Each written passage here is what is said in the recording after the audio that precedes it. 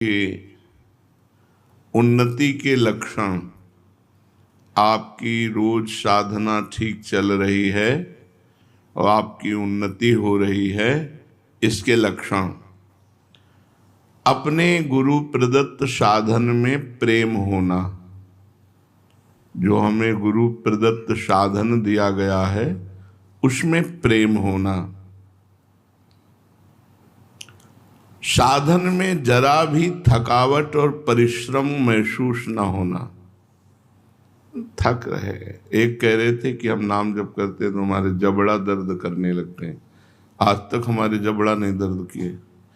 हाँ, ये जरूर है, बहुत चिंतन करने पर ये सब पार्थिव है ना, प्राकृतिक है, तो ये सब दर्द करने लगते हैं। जब बहुत चिंतन, गाढ़ चिंतन करे तब इनमें पर थकान या परिश्रम महसूस नहीं होता, और उत्साह होता है और आनंद बढ़ता है।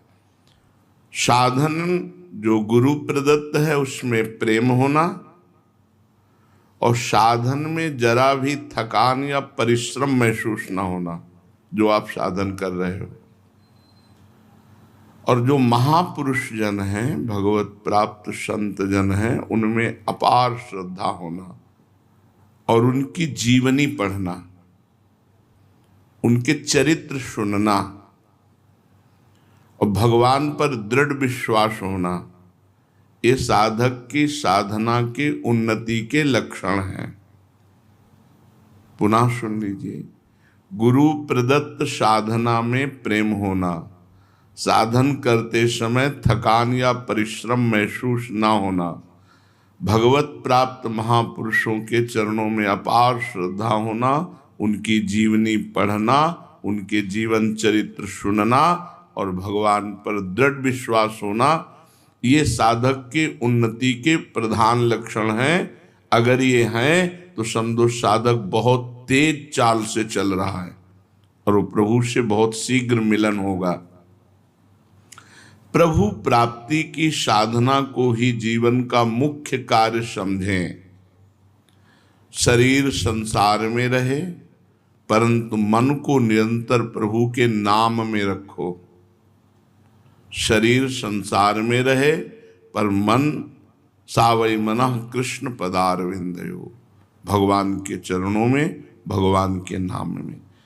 केवल धर्म ग्रंथ पढ़ने से काम नहीं चलेगा, ना बड़ी बड़ी बातें कहने से, ना बड़ी बड़ी बातें सुनने से।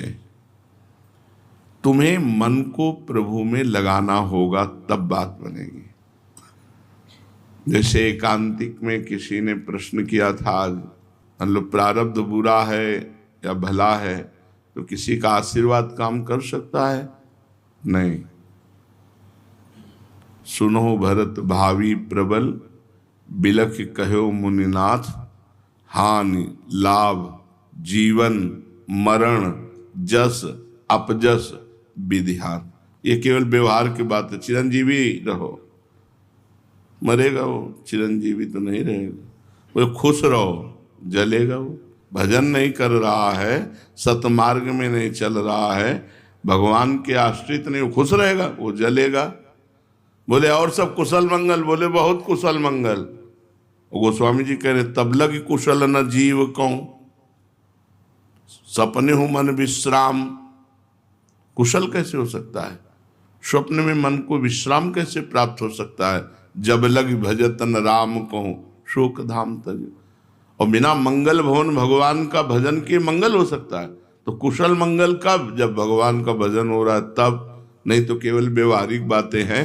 कुशल मंगल पूछना या खुश रहना या चिरंजीवी रहो, ये सब आशीर्वाद केवल व्यवहार के हैं, ये काम नहीं करेंगे। तो बहुत पुस्तकें पढ़ने से, बड़ी बड़ी बातें बनाने से या बड़ी बड़ी बातें सुनने से काम नहीं चलेगा। काम चलेगा मन को प्रभु में लगाने से। मन को प्रभु में कितना लगाते हो, खास बात यह है। भगवान के स्मरण, चिंतन और गुणगान में जिसका सारा समय व्यतीत होता है वही उत्तम साधक है। भगवान के चिंतन, स्मरण और गुणगान में जिसका समय व्यतीत होता है, सारा समय, कभी भगवत चिंतन कर रहा है, कभी नाम कीर्तन कर रहा है, कभी भगवान की चर्चा सुन रहा है, कभी भगवान की चर्चा कर, सारा समय इसी में जाता है, धन्य है उसका जीवन, उत्तम जीवन है। जिस पर भगवान के सिवा और किसी पुरुष, स्त्री, किसी परिस्थिति, घटना का कोई प्रभाव नहीं है, जो हर समय एकमात्र अपने भगवान के चिंतन में, उनकी शरण में रहता है, वो बहुत उत्तम साधक है। न किसी स्त्री का चिंतन है, न किसी पुरुष का, क्योंकि प्रभाव ही नहीं किसी का, न किसी परिस्थिति का चिंतन है, न किसी घटना का चिंतन है, हर समय भगवान के चिंतन में है, वही महापुरुष है। तुम चेष्टा करो, सारे प्रभावों से छूटकर एकमात्र भगवान का चिंतन हो, चेष्टा करो। तुम्हारा परिचय केवल भगवान से होना चाहिए। सबको भूल जाओ और ऐसे आचरण करो कि सब तुम्हें भूल जाएं। सबको भूल जाओ और ऐसे आचरण करो कि सब तुम्हें भूल जाएं। एक साधक के परिवार के जन आए थे, उनका वो रो रहे थे कि मिलता ही नहीं। उनका हमने तो अनुमति दे रखी है, बोले वो मिलना ही नहीं चाहता। बुलाया, अब मिलो। साष्टांग दंडवत किए, माता पिता सबके सर झुकाए खड़ा रहा, चलते न एक नेत्र भर के देखा, न एक शब्द बोला, बस साष्टांग दंडवत किया, हाथ जोड़े खड़ा रहा। जब खड़ा रहा तुम कहा जाइए, तो चल दी, कोई मतलब नहीं। तुम ऐसे आचरण करो कि तुम्हें सब भूल जाएं और तुम सबको भूल जाओ। एकमात्र भगवान से हमारा संबंध और उन्हीं की याद रहे। केवल भगवान की प्रसन्नता के लिए तुम्हारी चेष्टा हो। चाहो, ये चाह करो कि तुम केवल भगवान के हो। जगत में कोई तुम्हारा नहीं और तुम किसी के नहीं। ये बहुत बड़ी बात है, बहुत बड़ी बात। ये मत सोचो कि तुम्हारा क्या होगा। बहुत मंगल होगा, बहुत मंगल होगा। यदि तुमने सारे संबंध काट दिए और एकमात्र भगवान से संबंध रखा, फिर देख लेना अपने जीवन को कैसा आनंदमय, कैसा मस्त जीवन होगा। भगवान के सिवा भगवान से भी कोई चाह मत करो। मिलो तो आप अपनी माया मत दो मुझे। मैं कोई कामना करूं तो पूर्ण मत करना। भगवान से प्रार्थना करनी चाहिए कि मैं कोई कामना भी करूं तो पूर्ण मत करना। बड़ी घाटा हो जाता है, बड़ी हानि हो जाती है जब हम भगवान से कुछ ले लेते हैं। बहुत लंबा समय निकल जाता है, क्योंकि हमने भगवान से बढ़कर उसे प्रिय माना। अब उस वस्तु, व्यक्ति, स्थान में लगाव होगा, बड़ा लंबा समय निकल जाएगा। तो हे भगवान, यदि हम आपके सिवा आपसे कुछ मांगे भी तो आप हमें न देना। साधक को चाहिए कि अगर भगवान से मांगे तो सिर्फ भगवान मांगे। आप मिल जाओ, आपका प्रेम मिल जाए, आपका चिंतन मिल जाए। विश्वास केवल भगवान में करो। आवश्यकता केवल भगवान की रखो। चाह केवल भगवान की, साधना केवल भगवान की। ये महापुरुष के लक्षण हैं। ये चार बातें जिसमें हैं वो महापुरुषों के मार्ग में चल रहा है। विश्वास भगवान में, किसी व्यक्ति पर नहीं। आवश्यकता केवल भगवान की। क्या आवश्यकता है आपको? केवल भगवान चाहिए, नहीं और कुछ, नहीं और कुछ नहीं। जा ही न चाहिए कबहू कछु, नहीं और। हमारी आवश्यकता केवल भगवान। विश्वास सिर्फ भगवान में, आवश्यकता सिर्फ भगवान की, चाह सिर्फ भगवान की और साधना सिर्फ भगवान की, भगवान की ही साधना। ये चार बातें जिस साधक में हो वो महापुरुष होने जा रहा है। बड़ा भाग्यशाली है जिसके अंदर ये चार बातें हैं, विश्वास, आवश्यकता, चाह और साधना, चारों भगवान में। भगवान के सिवा और कोई साधन नहीं, भगवान के सिवा और कोई चाह नहीं, भगवान के सिवा और कोई आवश्यकता नहीं, भगवान के सिवा और किसी में विश्वास नहीं। दृढ़ विश्वास, अचल निज धर्मा, अपने साधन पर अचल और भगवान में दृढ़ विश्वास और चाह और आवश्यकता भगवान की, वो महापुरुष होगा। इसी के आगे केवल केवल भगवान में प्रेम हो जाता है और वो साधक मस्त रहता है। कर्म भगवान की प्रसन्नता के लिए करो, पर भगवान की प्रसन्नता के लिए कर्म करने वाला साधक ये नहीं चाहता कि मेरे कार्य को लोग सराहें, मेरी बड़ाई करें, मेरा सम्मान हो, मेरी जीवनी लिखी जाए, मेरा स्मारक बने। ये इच्छाएं उसी में रहती हैं जो तुच्छ मान का गुलाम होता है। मान का, कहीं ना कहीं मान की इच्छा, विषयों का, भगवत भक्ति का स्वांग धरकर अपने आप को धोखे में डालना है। यदि ये बातें हों, ऐसे बनो कि जगत के लोग परिचय में ही ना आवे, ना उनका परिचय प्राप्त करो और ना तुम उनके परिचय में आओ। ऐसे जीवन बिताना चाहिए। जगत के लोगों के परिचय में अहंकार जागृत होता है, मैं कुछ हूं, फिर प्रभु का दासत्व तो नहीं आएगा। बहुत सूक्ष्म है प्रभु का दासत्व। ना उनका परिचय प्राप्त करो, गुरु कृपा से कभी नहीं पूछ तुम कहाँ से आए हो, तुम कौन हो, तुम्हारा क्या नाम है। सही पूछो तो हमारे पास जो साधक 10 वर्ष से रह रहे हैं, हमें ये नहीं पता कि वो किस जिले के हैं, किस प्रांत के हैं, किस जाति के हैं, किस हम ये सब हैं अपने। अब कोई मजाक ही मानेगा कि तुम्हारे पास से 10 वर्ष रह रहे हैं और तुम्हें पता नहीं कि ये कहाँ के हैं। हमें नहीं पता ये कहाँ से आए, मुझे नहीं पता, सत्य कह रहा हूँ, मुझे नहीं पता।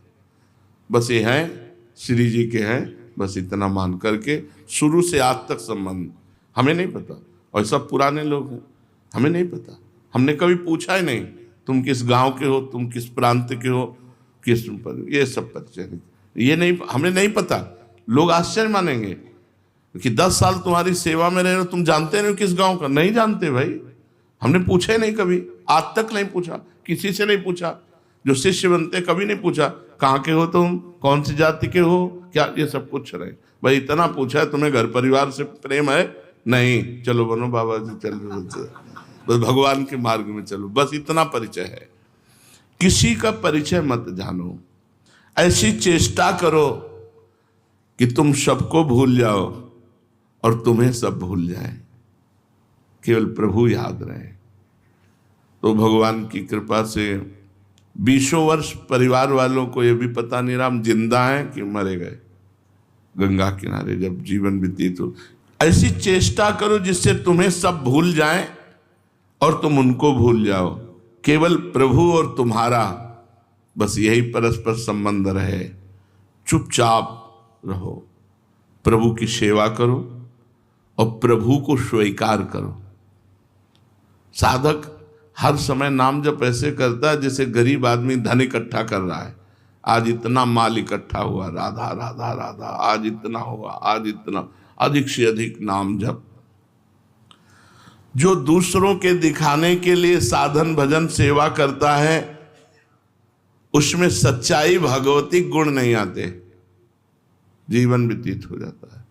आरती पूजा नाच गाना जो भी भगवान के लिए करते हैं हम, वो सिर्फ भगवान के लिए करते हैं। दिखावा नहीं होना चाहिए, दिखावे के लिए भक्ति नहीं होनी चाहिए, नहीं तो आप में भागवतिक सद्गुण नहीं आएंगे, आप में क्षमता नहीं आएगी विकारों के वार को सहने की। अगर सच्चाई से भजन करोगे तो ठीक है, और आज्ञा का पालन करोगे तो ठीक है। आज्ञा पालन, गुरु की आज्ञा है कि इधर नहीं देखना तो फिर नहीं देखना, ये नहीं करना तो फिर नहीं करना। जो दूसरों के दिखाने के लिए सेवा करता है, दूसरों के दिखाने के लिए माला चलाता है, दूसरों के दिखाने के लिए भक्ति का स्वांग करता है, उसमें भागवतिक सद्गुण नहीं आते, उसमें विकारों की सहने की क्षमता नहीं होती। देखो, जगत को सुधारने की ठेकेदारी भगवान ने तुमको नहीं दी है, इसलिए चुपचाप अपने साधन में लगे रहो। ये जगत प्रभुमय है, सुधारना नहीं है, प्रभुमय है। भगवान की लीला भगवान के सामने भी हुई है, राक्षसी लीला, राजसिक लीला, तामसिक जो राक्षसी असुर भाव, और सात्विक लीला, तीनों गुण चलते ही रहे, न कभी सुधरा है न कभी सुधरेगा, कभी नहीं सुधरा। क्यों? क्योंकि भगवान ही स्वयं तीन गुणों का पर्दा डालकर खेल रहे हैं, और ये खेल चलता रहेगा। जैसे भगवान श्री राम ने जब दंडकारण्य के ऋषियों से पूछा कि हड्डियां किसकी हैं, तो उनका जान करके अनजान की तरह पूछते हो स्वामी, ये तो ऋषियों की, ब्रह्म ऋषियों की हड्डियां हैं, जिनको राक्षसों ने खा खा करके डाल दिया। तो भुज उठाए प्रणकीन निश्चरहीन महि करो, मैं भुजा उठाकर संकल्प करता हूं कि राक्षसों से हीन कर दूंगा भूमि को। नहीं, क्यों? क्योंकि उनकी लीला है, तमोगुणी लीला है। भगवान का अवतार हुआ कृष्णचंद्र जी का, अधर्मी पुरुषों को नहीं रहने दूंगा, मैं दुष्टों का विनाश कर दूंगा। लेकिन क्या विनाश हुआ? क्या नहीं हुआ। नहीं तो दुष्ट रहे नहीं जाते पृथ्वी में। क्यों? ये लीला भी तो उन्हीं की है, ये उन्हीं की लीला है। तो तुम ठेकेदारी छोड़ दो कि संसार को सुधार दोगे। रामकृष्ण के अवतार में भी ये पूरा नहीं सुधरा संसार, हम लोग भी तो रहे होंगे, अविनाशी जीव हैं तो कहीं ना कहीं रहे होंगे, भले चिपकली बने हो, लेकिन रहे तो होंगे। तो हमारा कल्याण तो नहीं हुआ ना, हमारी दुष्टता तो नहीं गई ना। भजन, जगत को सुधारने की ठेकेदारी छोड़ दो, ये भगवान ने तुमको नहीं दी है। जगत प्रभुमय है, तुम केवल अपने आप को सुधारो, अपने आप को। तुम प्रभु के चरणों पर न्यौछावर हो जाओ और चुपचाप पड़े रहो दीन की तरह, उद्धार हो जाएगा।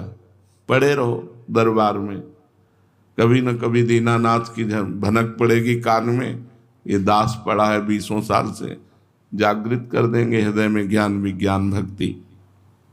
पर पड़े नहीं रहते लोग ना, हरकत करते रहते हैं, पड़े कहाँ रहते हैं। पड़े रहो तो बढ़िया बात है, 24 घंटे पड़े रहो तो तुम्हारे मुंह के सामने भोजन रखा जाएगा। पड़े रहो, नाम जप करते हुए पड़े रहो। 20 साल से सोलर में एक संत थे, 4 पाई से नहीं उठे, 20 साल। हम दर्शन करने गए, प्रमाणित, जिन परमहंस के साथ गए थे बहुत तार्किक प्रवृत्ति के थे।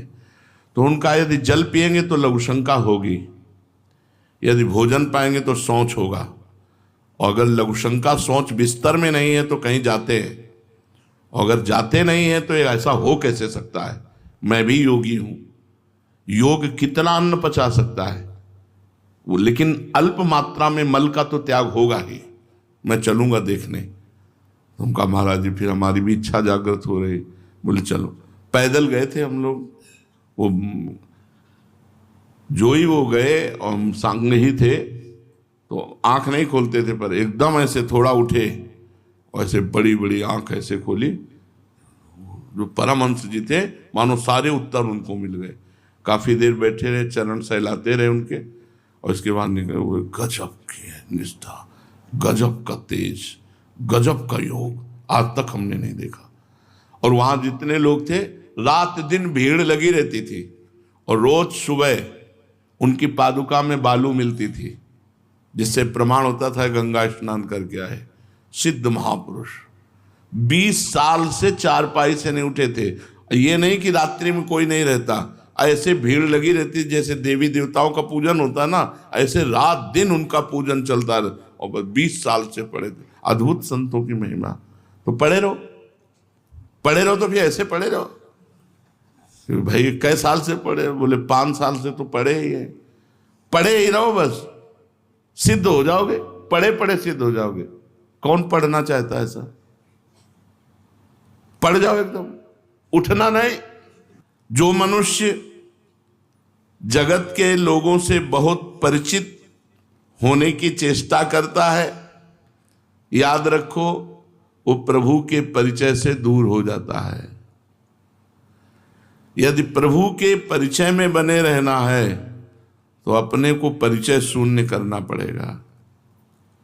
परिचय नहीं होना चाहिए, बहुत ही हानिकारक है परिचय, बहुत हानिकारक है। वो तो गुरु भगवान की कृपा से हो तो आम जागृत हो, नहीं जागृत हो जाता है, आम जागृत हो जाता है। जो सोया हुआ अहंकार साधना के द्वारा जिसे रौंदा गया वो पुनः जागृत हो जाता है। देवर्षि नारद जैसे महापुरुष में जागृत हो गया। जब काम विजय कर हो गई तो उनको लगा मैं काम विजयी हूं। बड़ा सूक्ष्म अहंकार होता है। यदि प्रभु के संग को नहीं छोड़ना चाहते हो तो अपना परिचय न बनने पावे ऐसे रहो। सच्ची बात है, परिचय न बनने पावे ऐसे रहो। जितना ही जगत में अधिक परिचय होगा उतने प्रभु के परिचय से हट जाओगे। यदि अहम जागृत हो गया तो नष्ट हो जाएगा साधक। तो प्रभु की तरफ जो आकर्षण है वो हट करके जनता की तरफ हो जाएगा और जीवन का जो लक्ष्य है वो बदल जाएगा। जो मनुष्य भोगों के त्याग और भगवत प्रेम का बाना पहनकर लोगों को अपना प्रभाव दिखाता है, परिचय देता है, परिचय बनाता है, तो वो उस भ्रष्ट स्त्री के समान है जो अपने पति को छोड़कर अन्य पुरुषों से परिचय बनाती है, अन्य पुरुषों का संग करती है। इसलिए साधक गुप्त रहे, शांत रहे, ये प्रधानता ना आने पावे कि आप कुछ हो। अगर कुछ हो तो मधुमक्खी की तरह जनता लग जाएगी, फिर भगवान से चित्त हट करके इनकी तरफ लग जाएगा। तुम पर भगवान की कृपा नित्य निरंतर बरस रही है। भगवान की कृपा चारों तरफ से तुम्हें घेरे है। ऐसा कोई क्षण नहीं जिस समय तुम भगवान की कृपा से वंचित रहते हो।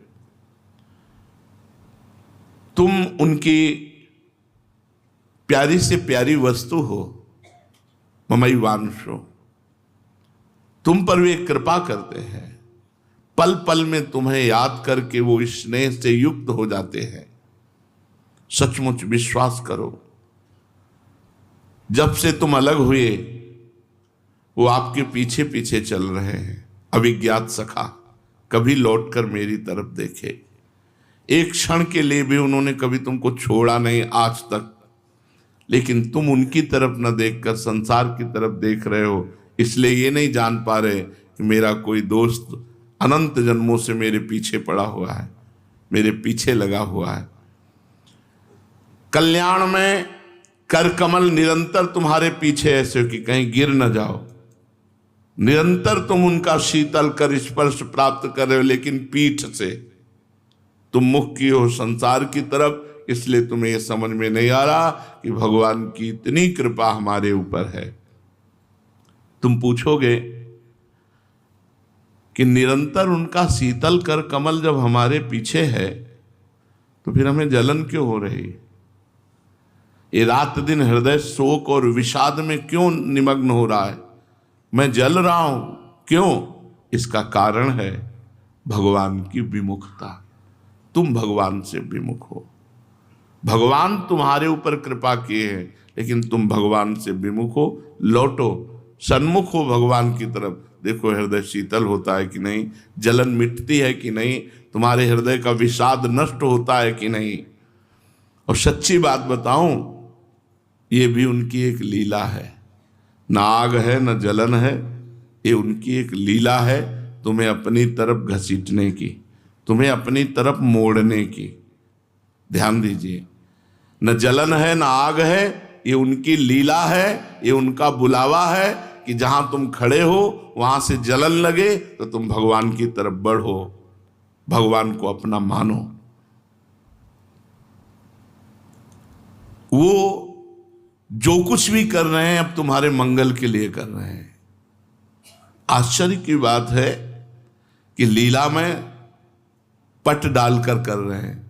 बेपरद होकर अगर करे तो हमें समझ में आ जाए, हमारे साथ खेल तो रहे हैं वो, पर वो पर्दा डालकर खेल रहे हैं। बस यही पर्दा उठाने के लिए तुम नाम जप करो, भगवान से प्रार्थना करो। तुम्हारी सुख की चाह, शांति की चाह, आनंद की चाह, ये सब पूर्ति हो जाएगी। उनके लिए खिलवाड़ है। तुम्हें परम सुखी कर देना, परम शांत कर देना, परम आनंदमय कर देना भगवान के लिए खिलवाड़ है। उनका खेल पता नहीं कब से चल रहा है, कब तक चलेगा, ना कोई पता लगा पाया है, ना कोई पता लगा पाएगा। ये चलता ही रहेगा। जिन्होंने देखा है, चलते ही देखा है उनका खेल। हाँ, अब खेल का रूप बदलना चाहिए। अब माया में खेल नहीं, अब चिदानंद खेल मुझे देखना है। उनका खेल खत्म नहीं होगा, हमारा खेल परिवर्तित हो जाएगा। त्रिगुण माया से हटकर गुणातीत भगवान की दिव्य लीला का खेल। इसलिए तैयार हो जाओ। भगवान की कृपा तुम्हें जलन देकर, अशांति देकर, दुख देकर आनंदमयी लीला में ले जाना चाहती है। ये जो सृष्टि दिख रही है, इसका सृजन, इसका संहार, इसका पालन उनके द्वारा हो रहा है। शांति और अशांति की लहरें आनंद समुद्र में उठ रही हैं। ये सब भगवान का लीला स्वरूप है। कभी भयानक, कभी सौम्य, कभी रात, कभी दिन, कभी दुख, कभी सुख। यहां कुछ सत्य नहीं है।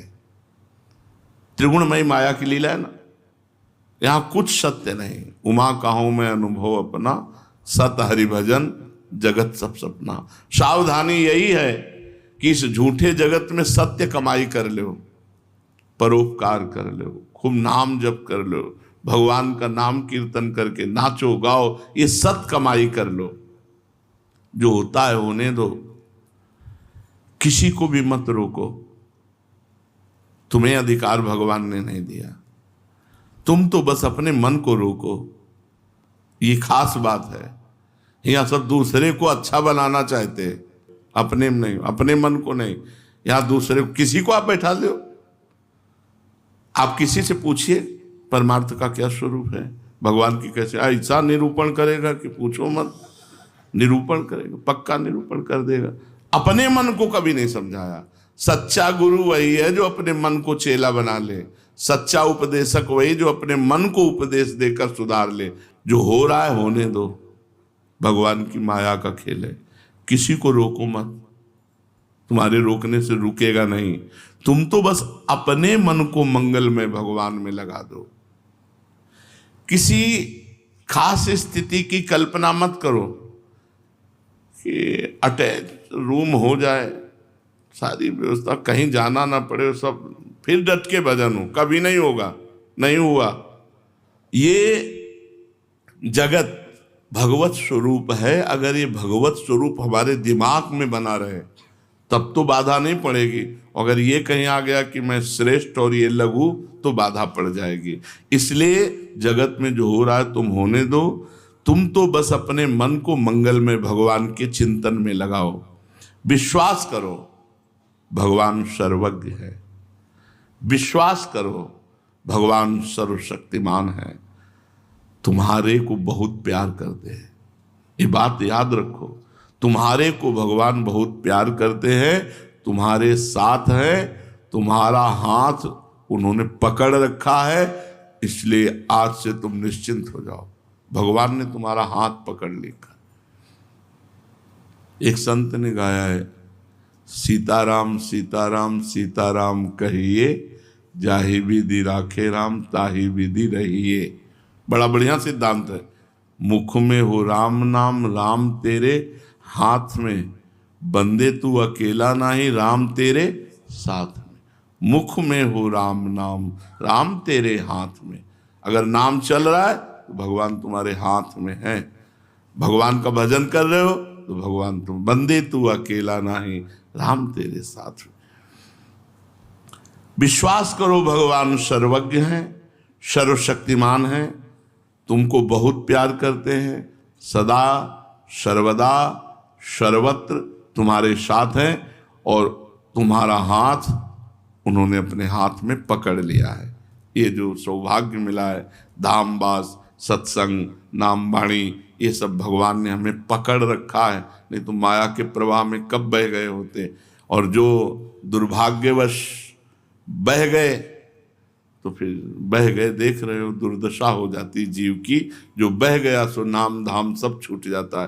पड़ा रहे यहाँ तो मृत्यु होते ही भगवत प्राप्ति हो जाएगी, चाहे कोई साधना ना की हो, क्योंकि भगवान का मंगलमय धाम है। विश्वास करो तुम्हारे अंदर भगवान शक्ति का पुंज एकत्रित किए हुए है। तुम्हारे अंदर भगवान की दिव्य शक्ति छिपी हुई है, बस तुम्हें उसे जागृत करना है। शक्ति जो अंदर छुपी हुई है उसे जागृत करना है नाम जप के द्वारा। खूब नाम जप करो, दिव्य शक्ति तुम्हारे अंदर भगवान ने दी, उसको भगवान तुम्हें जागृत करना पड़ेगा। ये सेवा भगवान ने दी। माल रख दिया है, खोलना तुम्हें पड़ेगा। चाबी है नाम। जितना नाम जप करोगे मानो आप भगवान की दिव्य शक्ति जो तिजोरी में रखी हुई उसको खोल रहे हो। अपार शक्ति, संतों में जो दिव्यता पाई गई वो भगवान के नाम से ही तो पाई गई। उनकी शक्ति के सामने तुम्हारा पाप कुछ नहीं कर पाएगा। अगर कोई पाप हो गए हैं कुछ नहीं कर पाएगा। शोक, मोह, विषाद, दुख, माया, ममता की ताकत नहीं कि भगवान की शक्ति जागृत हो जाए और तुम्हें छू ले। है शक्ति सबके अंदर, उसे जागृत करना है। जैसे दूध में घी है, जैसे मेहंदी में लालिमा है, ऐसे ही परमात्मा शक्ति सबके अंदर है, पर उसे जागृत करना है। खूब नाम जप करो, सच्चे आचरण से चलो, शक्ति जागृत हो जाएगी। कोई भी पाप, ताप, शोक, मोह, विषाद, दुख, माया, ममता की ताकत नहीं कि तुम्हारे को छू सके। जब भगवान की शक्ति जागृत हो जाती है, तुम्हें वश में कर सके, ऐसी कोई ताकत पैदा नहीं हुई। इतनी सामर्थ्य तुम्हारे अंदर विराजमान है। तुम पर पाप, ताप आदि का आक्रमण तभी होता है जब तुम भगवान को भूल जाते हो, भगवान की शक्ति को भूल जाते हो। जब तुम अपने देह की तरफ देखते हो तब तुमसे पाप, ताप ये सब, और जब भगवान की तरफ देखते हो तो भगवान की शक्ति जागृत होती है। विश्वास करो, तुम चाहो तो अपनी शक्ति से भगवान को अधीन कर सकते हो। ऐसी शक्ति भगवान ने दे रखी। चाहो तो तुम भगवान, अहम भक्त पराधीनो असुतंत्र युधिष्ठ, जो अतिगज मत निरंकुश मोहन, वो कह रहे हैं अहम भक्त पराधीनो, जो परम स्वतंत्र न सिर पर कोई, भावे मने करे सोई। वो कह रहे असुतंत्र युधिष्ठ, मैं असुतंत्र हूं, स्वतंत्र नहीं हूं, भक्तों से परतंत्र हो गया हूं, भक्तों ने मुझे अधीन कर लिया है। भक्ताधीन मना पूज्यो, भगवान भक्ताधीन है। तुम्हारे अंदर ऐसी शक्ति कि तुम भगवान को अधीन कर सकते हो। और तो और की बात, शांति, अशांति, आनंद, शोक, वैराग्य, आसक्ति, ज्ञान, अज्ञान, प्रकाश, अंधकार, हर्ष, विषाद, आशा, निराशा, अनुभव, कल्पना, ये सब समान हो जाएंगे। चाहे शांति है या अशांति, कोई फर्क नहीं। ऐसी वो शक्ति है, जब वो जागृत हो जाती है तो शांति, अशांति, आनंद, शोक, वैराग्य, आसक्ति, ज्ञान, अज्ञान, प्रकाश, अंधकार, हर्ष, विषाद, आशा, निराशा, अनुभव, कल्पना, केवल भगवान। इन समस्त द्वंद्वों में किंचन मात्र भी साधक विचलित नहीं होता। एकमात्र आनंद भगवान का विश्वास करो, वही समग्र शांति, वही समग्र आनंद, वही समग्र ज्ञान, समस्त सुख तुम्हारे हृदय में विराजमान है। केवल नाम जप के द्वारा उसे जागृत करना है। स्मरण करते रहो और अपने को तैयार करो भगवान के लिए। जैसे हम नहा धो के पूजा के लिए तैयार होते हैं, ऐसे जो नाम कीर्तन वाणी पाठ भगवत चर्चा सत्संग सुन रहे हैं, हम रोज तैयारी कर रहे हैं। कहाँ? भगवान के धाम जाने की, प्रिया प्रीतम के निकुंज जाने की। अमल प्रकाश तुम्हारे जीवन पथ को रास्ता दिखाएगा। अमल माने मल रहित, निर्मल प्रकाश तुम्हें रास्ता दिखाएगा। तुम सहज ही महामाधुर्य में मुस्कुराते हुए अपने इष्ट के समीप पहुंच जाओगे। केवल नाम जप करो, खूब अधिक से अधिक भजन करो और तैयारी करो प्रिया प्रीतम से मिलने की। विश्वास करो, इस जीवन में हमारी यात्रा पूर्ण तभी मानी जाएगी जब हम भगवान को पा लेंगे। हमारे जीवन की यात्रा पूर्ण तभी होगी जब हम भगवान को पा लेंगे। दुखमय जीवन से महान असीम अनंत आनंद की यात्रा हमारी चल रही, इसलिए निरंतर नाम जप करो। कोई पापाचरण ना होने पावे। दुनिया से मतलब मत रखो, छुप के भजन करो तो भगवान जो छुपे हुए हैं वो तुम्हारे सामने नहीं छुपेंगे, प्रकाशित हो जाएंगे। तुम छपोगे, भगवान छुपे रहेंगे, वो प्रकाशित नहीं होंगे। शेष चर्चा आगे। श्री राधा वल्लभ लाल की।